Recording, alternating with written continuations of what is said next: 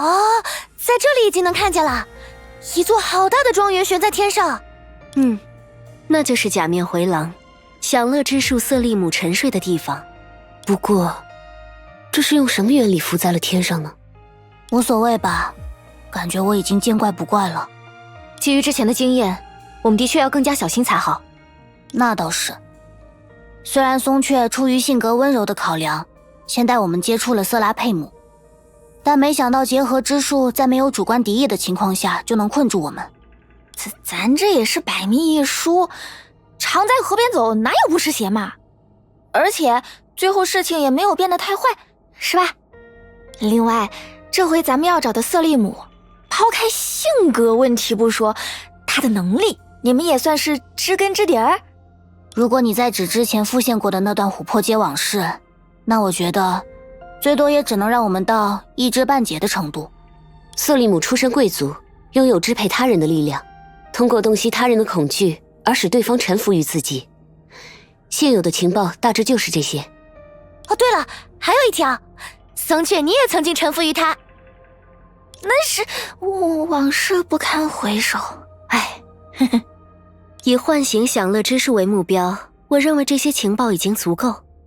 各位最好快点前进，如果被灯察觉，想必对你们不利。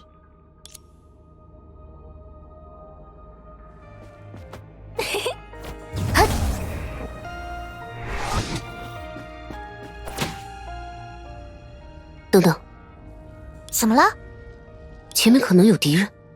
可是负责警戒的多尼格尔也不仅没叫，还突然加快了小碎步，好像随时准备开溜似的。所以我才说前面可能有敌人。好，这么用我是吧？我是说，反正我现在也只剩这点力量了。至于前面的危险程度究竟如何，那你们自己看呗。是灯，交给我吧。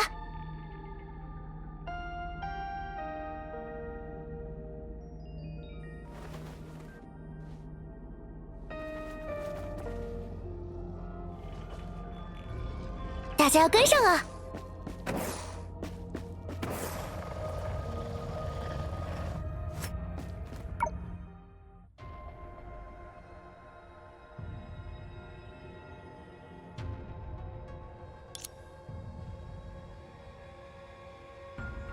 虽然之前也交手过，但该说不愧是灯吗？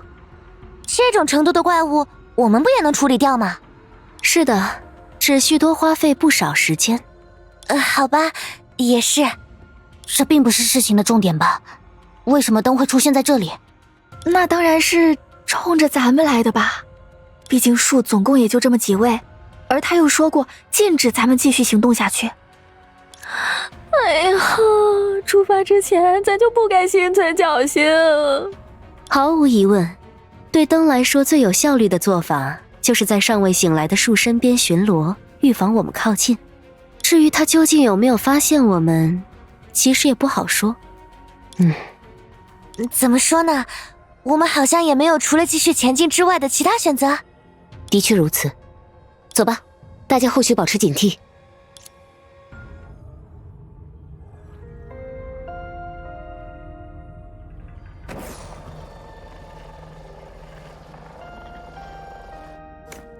随时待命。你会喜欢的。是这边吗？交给我吧。这是电梯。刚才我还在想，这建筑到底要怎么上去，没想到方式原来还挺普通。咱也没真正进去过几次，不太清楚瑟利姆小姐的设计思路。不过以前倒是有这么个传闻，说假面回廊之所以会悬浮于空中，就是为了彰显其主人高不可攀。那他的虚荣心可真够强的。所以还是跟之前一样，拜托决议给我们留下能随时回到这里的传送点，然后多尼戈尔负责看门。无所谓，反正不关我事。没问题，我这次可以多留几个免费法术。等等，这样说来，我们刚才根本没必要冒着和灯交战的风险自己跑过来吧？你不是有能力让我们在廊丘瞬间移动吗？我应该说过，你们如果没有提出需求，我并不会越俎代庖。再说，我也很清楚，你们其实并不想为瞬间移动支付令我满意的代价，等价交换不可能成立。行吧，我就知道。一鼓作气，出发！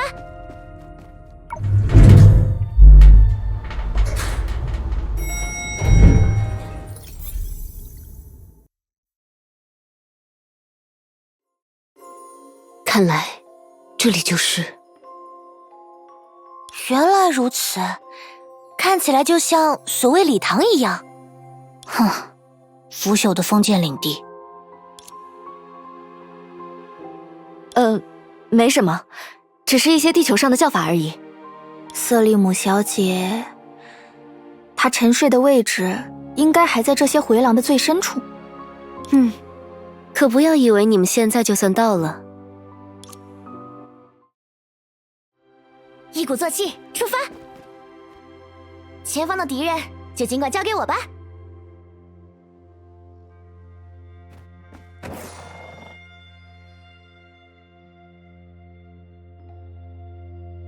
跑起来了！这条路，大家要跟上啊！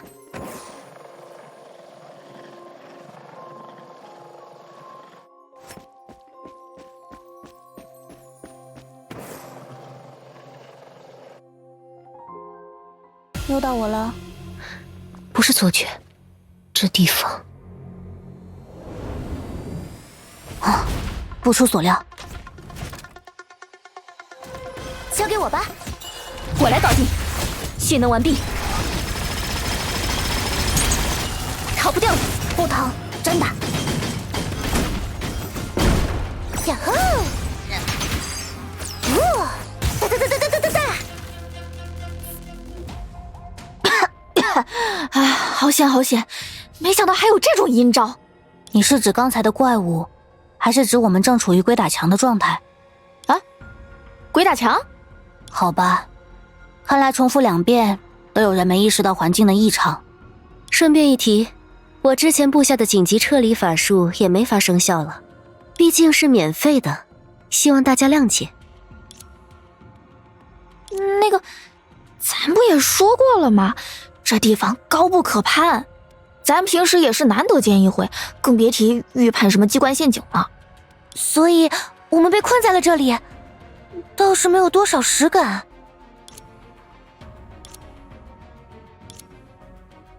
赫利亚，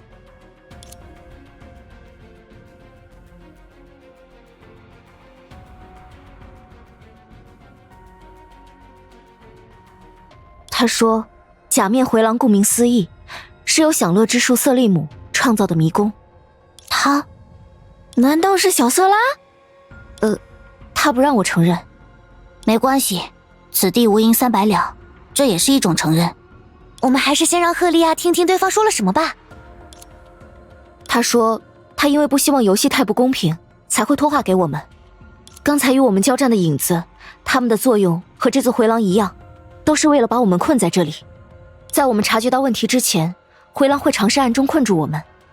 在我们渐渐察觉到问题之后，影子就会出来吸引我们的注意力，让回廊再偷偷改变结构。赫利亚，你快问问他，既然小瑟拉知道这么多，他之前怎么一声不吭呀？他说那样做对瑟利姆不公平。他补充说，依靠树的力量，我们就可以安全离开。他只能提醒到这里。他说继续在我的脑子里说话，会留下结合之力的副作用，然后就不说话了。这就是全部提示了吗？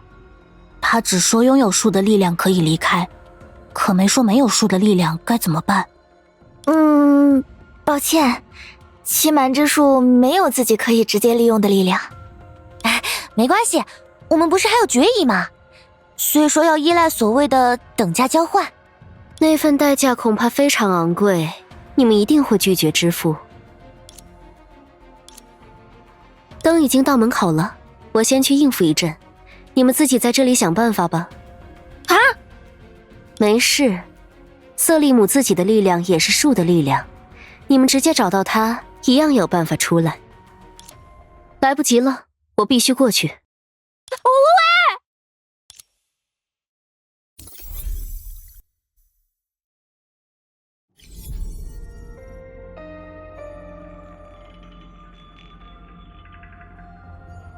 我至少曾听说过一句俗话：“3寸气在千般用，一旦无常万事休。”所以趁着还来得及，我们不妨投降给……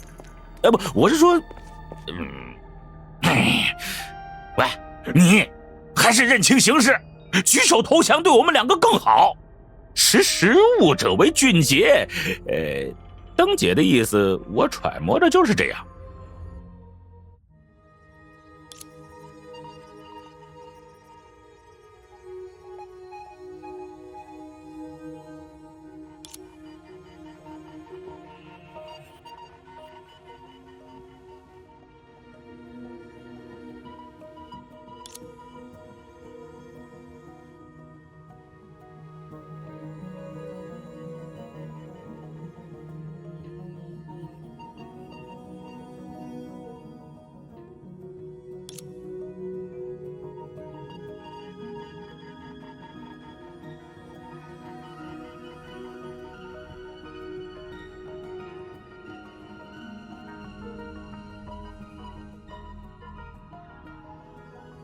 多尼戈尔，首先，无论是你还是我，举手这个动作都相当具有难度，而投降，我毕竟只是工具，没有立场可言。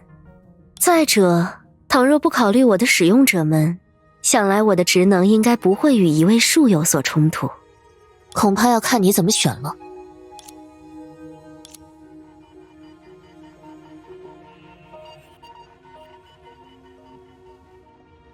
也就是说，您要去取回自己的另一把枪？毫无必要。在瑟利姆尚未苏醒的此刻，使用他的力量，未必非得前往他的地盘。直说了吧，我是来找你的。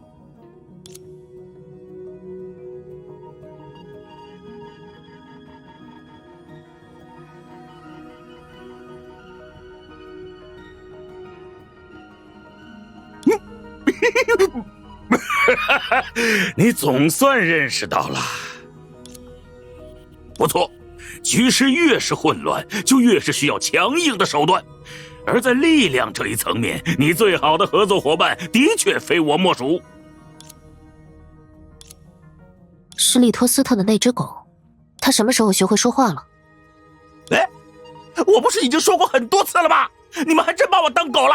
哎，哦，那倒的确，不过无所谓了。也就是说，您想与我单独交谈？难怪，如果您决定加以阻止，他们甚至不可能拥有进入回廊的机会，让他们困于其中，原本就是您有意而为。难以想象是您这位破气之属会采用的计划。的确是很麻烦，但在重新睡去之前，我造成的影响总归越小越好。在这一点上，我们倒是也有相似之处。在得以苏醒的时间段里，比起我自身的意愿，我的功能性更加重要。更何况，我接下来要去做的事，不适合有外人在场。那么，您特意来到这里，究竟是因为我的身份，还是我的能力呢？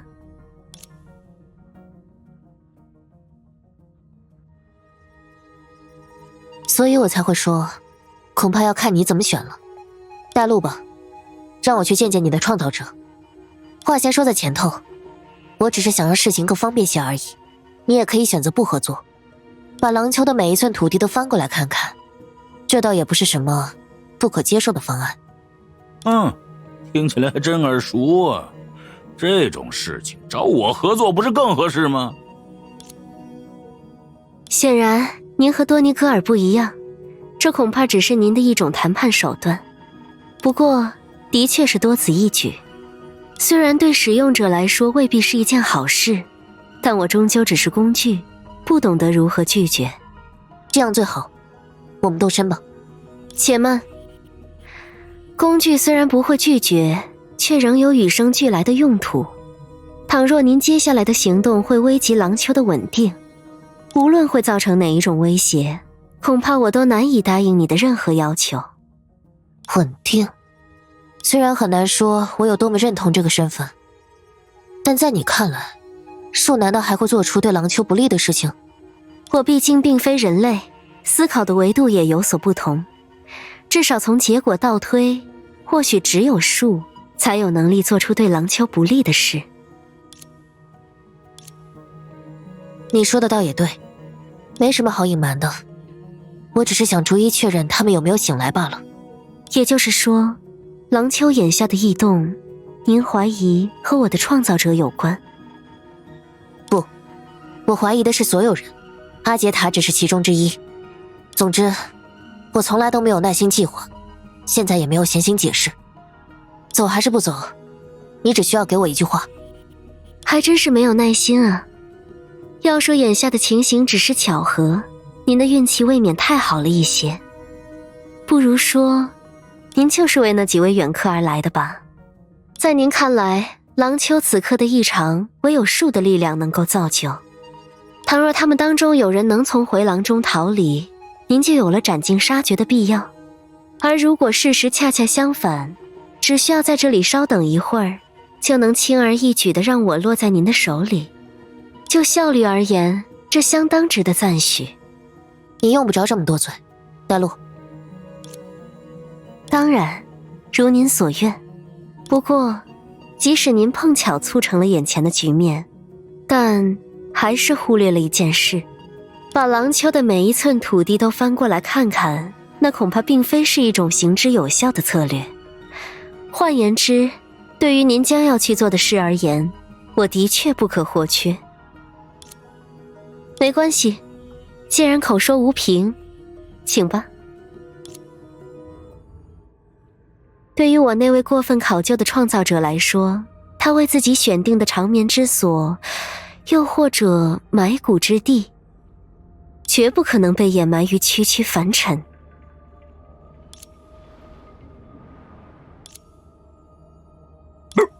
等会儿，这怎么不带我呢？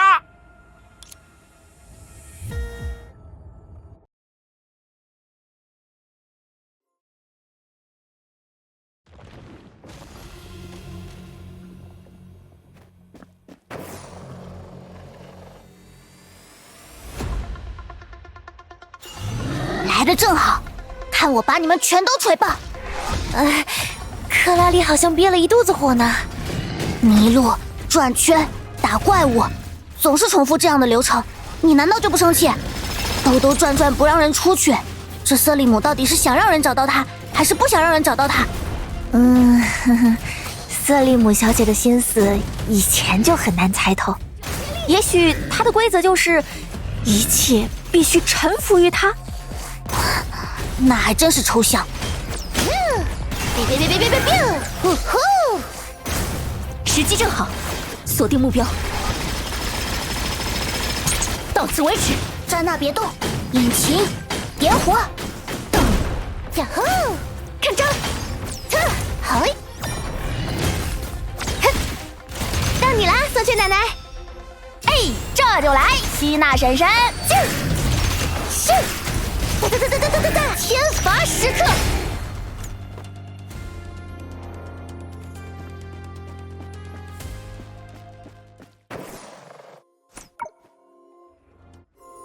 虽然再次打败了怪物，但还是没有任何进展呢。就算他想让我们向他臣服，那也应该适时现身吧？难道还希望我们对着怪物跪地求饶？让我们产生这种焦躁的心理，也有可能是他的故意设计。那他可真够让人讨厌的。哈哈哈，人家毕竟是贵族嘛，想法难免高高在上一些。说到这个，之前我就想说了，为什么他要让那些怪物伪装成画的模样啊？单纯为了吓我们一跳？这就不好说啦，毕竟瑟利姆小姐的兴趣是挺广泛。难道就是这个？仔细想来，这回廊里虽然有很多卦画，但并不是所有的卦画都会变成怪物袭击我们。如果这就是伪装的意义，如果瑟利姆的出发点在于所谓心悦诚服，那么或许在那些真正的卦画里，就藏有如何接触到他的线索。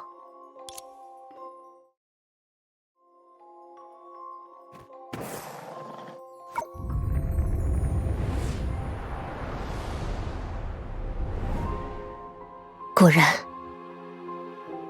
这看起来是某种记忆。早安，父亲大人，母亲大人。昨天的功课已经温习完毕，随时等待父亲大人的检查。下午的茶会准备也已经听母亲大人叮嘱过下人。身为家族的长女，早在幼年时期，她的表现便足以与其地位相称。礼仪端庄，才思敏捷，一切贵族必须掌握的技能与技巧，他都会轻松掌握。在长辈眼里，他是值得期待的家族后继者；在下人眼里，他则又有另一副面孔。哈多太太，今晚的餐前汤味道似乎有些变化，我记得母亲大人不喜欢太刺激的味道。哎呀，一定是新来的年轻伙计搞错了，我这就派人搞清楚，小姐。罗杰，你怎么还在这里？忘了父亲大人明天的日程表吗？非常抱歉，小姐，我马上就去保养器具。庄园购入的新油画，我认为它更适合挂在宴会厅的墙上。艾薇，你去安排一下，母亲大人会夸你的。遵命，小姐。恩威并施，驾驭从属，无需他人指导，他便自然而然地掌握了这些手段。长辈信任，下属拥立，再加上于贵族之中也属优渥的家资背景，使他早早便得到了随心所欲的特权。当然，他毕竟不同于凡俗，即使要做天马行空的荒唐尝试，也不会失掉品味。小姐，您需要的道具都备齐了。跟着我，按我的吩咐布置场地。从模仿父母举行的茶话会，到收集新奇事物的博览会，再到自成一派的艺术鉴赏会，在各种随性而生的点子驱动下，瑟利姆度过了自由自在的童年时光，直到他成长为家族的继任者为止。刚才那是瑟利姆在解读自己的过去？看来大家都看到了。没办法，那些有背景的人总是喜欢出版自传，地球上也是这样。不过刚才的这种体验啊，松雀，这是不是和你师傅的宝贝差不多？或者说缩水版？哎，大家也别都看咱呀，咱毕竟也是第一次碰这个。如果非要让咱推断，这原理大概和咱之前经历过的复现差不多，大约都是靠影或者根源来驱动吧。只不过师傅宝贝的复现更像是过去经历的读取器，能读出什么取决于谁去启动宝贝，或者给宝贝里注入了什么。刚才这个嘛，希娜也说了，感觉像个缩水版，它大概只能算是回廊主人的留声机，估计不管谁来都只能看到瑟利姆留下的这段自夸。倒不见得只是自夸，说不定对方还有其他用意，比如说在自传里藏了密码或者暗号。那他还真是自恋啊。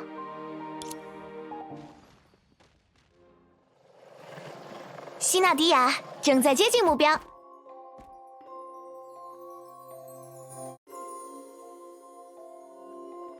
是让我们从4个门里选一个的意思呢？看那个门上的符号，我说过吧，自恋的逻辑。符号啊，克拉丽的意思是说瑟利姆把正确答案的提示故意藏在了他自传的角落里。是啊，摆明了想让我们把他的人生经历倒背如流。倒也没那么过分吧。不如说，如果这就是瑟利姆小姐的提示，咱觉得这恰恰说明她不怎么在乎自己的过去。比如说这个符号，它与刚才的那段故事其实也谈不上有多少关联。这里面的尺寸感，或许就是瑟利姆小姐说过的贵族必须随心所欲吧。哎呀，停，我知道你拿过他的好处，别这么肉麻的吹捧他了。不过至少现在看来，瑟利姆的思路还是很好理解的。虽说我们还是要实际验证一下。我们穿过这扇门看看吧。跑起来了！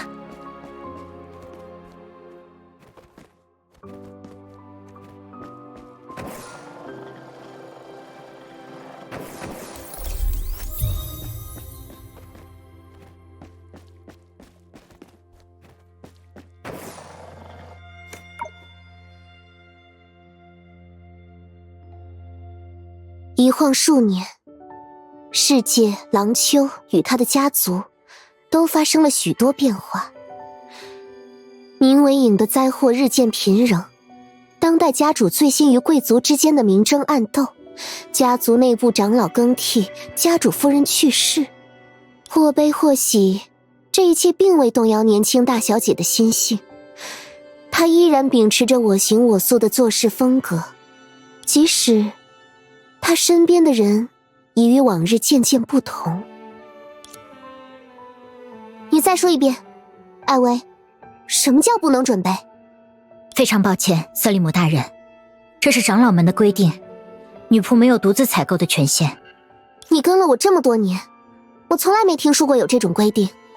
什么时候，长老们也有资格对我说三道四了呢？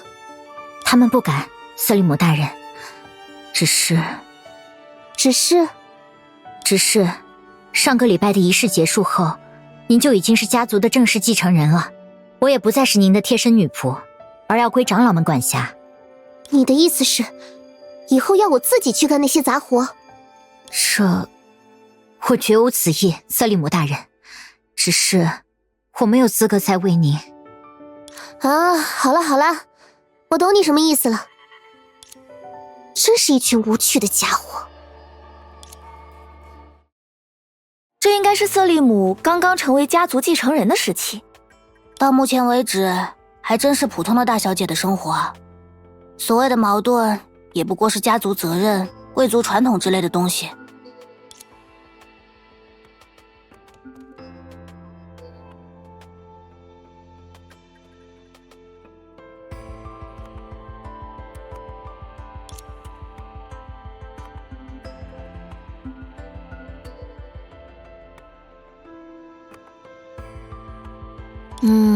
不过从后来的接触来看，咱是不太能想象他和这些事情反复拉扯的模样呢。如果咱没记错，他应该就此疏远了家族产业，自己一个人找地方享乐去了。在当时的郎丘，他还因此成了小有名气的纨绔子弟。可纨绔子弟又怎么最终成为了七术之一呢？先顺着他的指引往后看看吧，我们现在了解的信息还是太少了。一鼓作气，出发！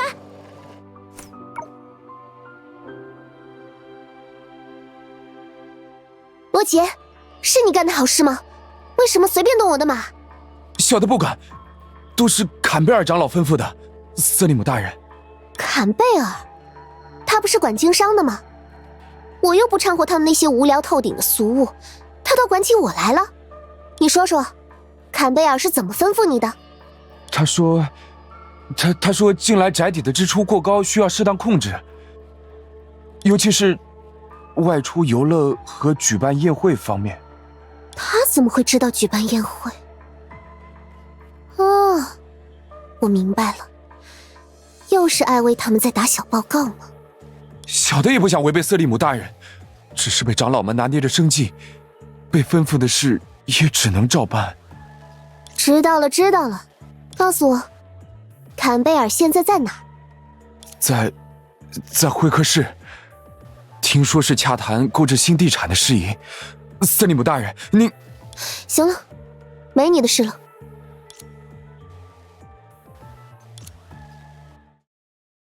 原来长老们对瑟利姆的限制，在他正式继承家业之前就开始了。之前我就在好奇了，这些长老到底是什么来头？相当于公司里的董事会吗？按照师傅的讲法，对于过去的安和贵族来说，就是帮助家族巩固地位的那群经理人，还有他们的子嗣吧。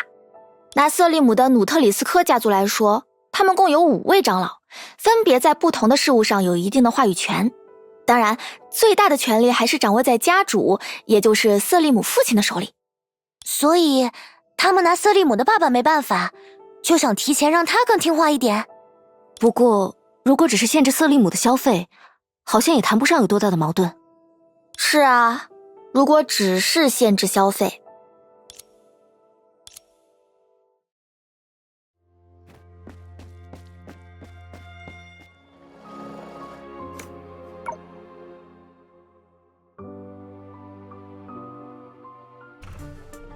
谁？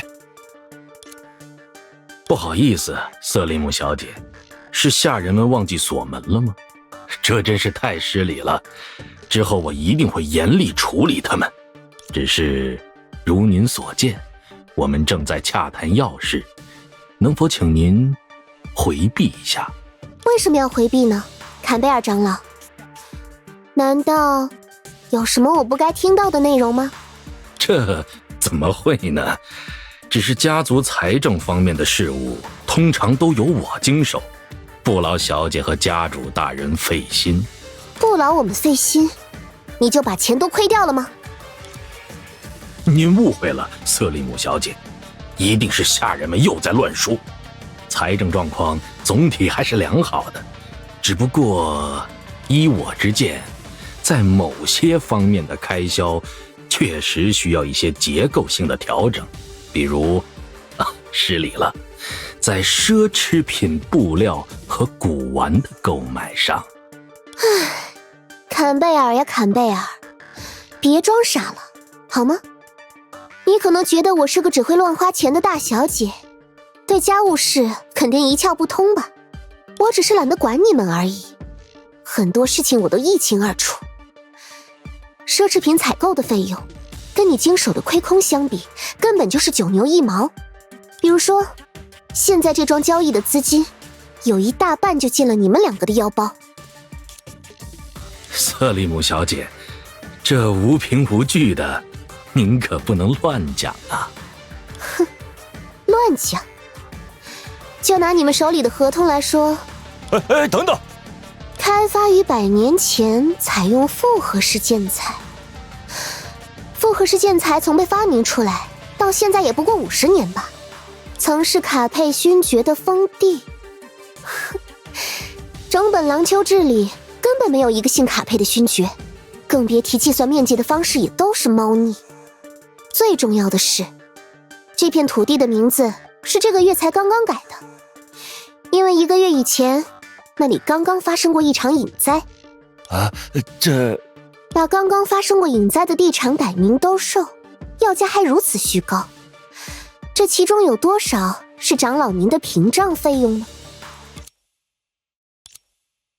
面对瑟利姆的连续攻势，坎贝尔不安地四下张望了一番，紧接着他却突然沉默了，脸上的表情也迅速归于平静。他一言不发，默默注视着瑟利姆身后。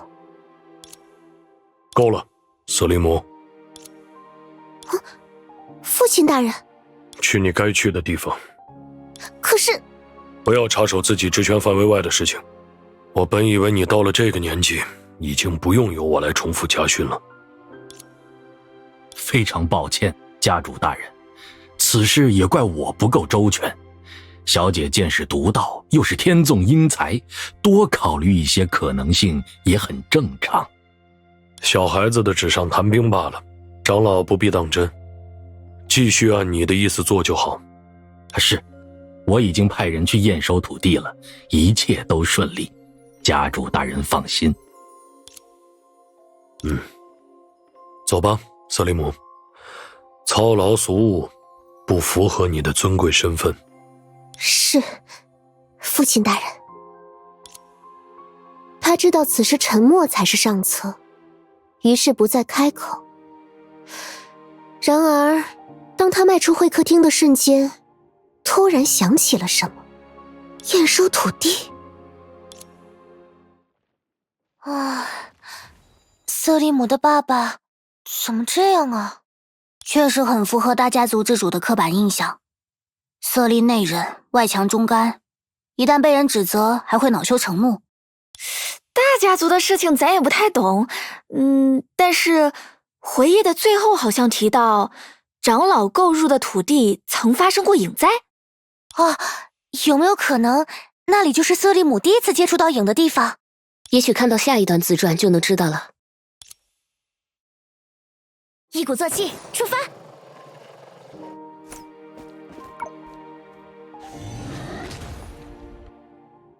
影，彼时在尚未分裂的廊丘，那还是一个对大众来说略为陌生的名词。它被用来指代一系列的灾害，由于人们对它的本质尚不了解，所以指代的范围也时大时小。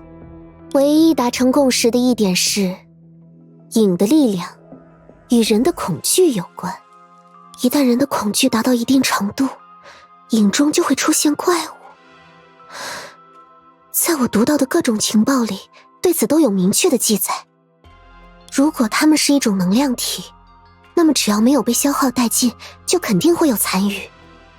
所以，发生过影灾的区域，很可能会留下和影相关的异象。而当人们靠近异象，又会产生新的恐惧，如此往复。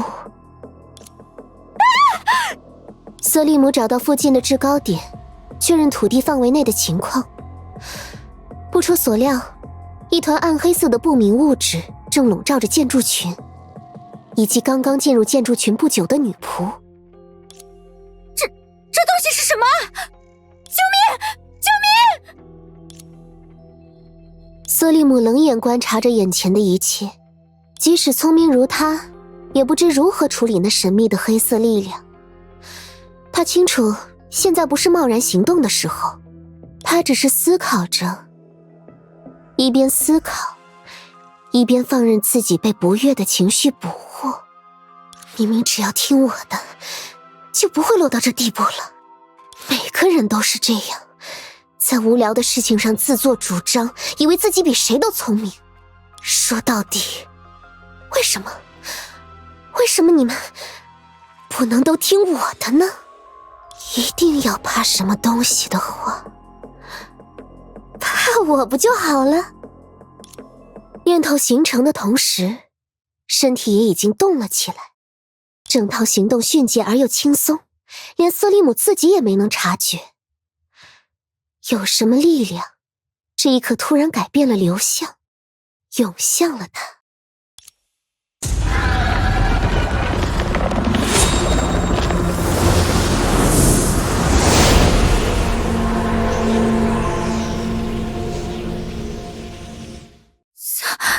瑟利姆大人，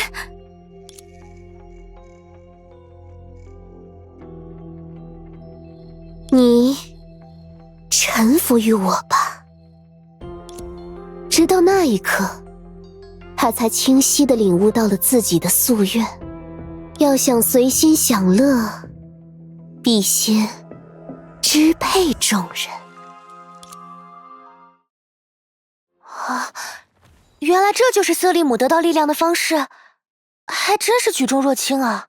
可能瑟利姆事先已经凭自己的天赋领悟了操纵影的窍门，而这只是一个契机。总之，从那以后，他就能使用影收编护从了。